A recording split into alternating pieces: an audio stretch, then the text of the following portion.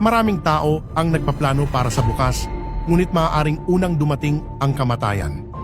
Madalas nating iniisip na laging may bukas at mayroon tayong maraming oras, ngunit sino ang makakatiyak nito?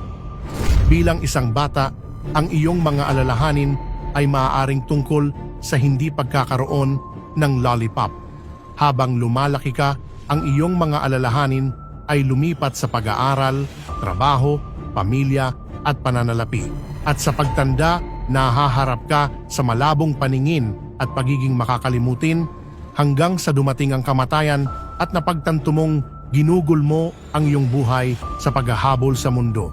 Kaawa-awa, ang oras at buhay ay mga regalo mula sa Diyos. Kung ginagamit mo lamang ang mga ito para sa trabaho, pag-aaral at kayamanan nang hindi sumasamba sa Diyos, kung gayon ikaw ay namumuhunan sa impyerno, hindi sa langit. Sinasabi sa Biblia, inyong hanapin ang Panginoon samantalang siya'y masusumpungan, magsitawag kayo sa Kanya samantalang siya'y malapit. Huwag mong sayangin ang iyong oras sa mga makamundong bagay, samantalahin ang pagkakataong mapalapit sa Diyos. Handa ka bang gawin iyon?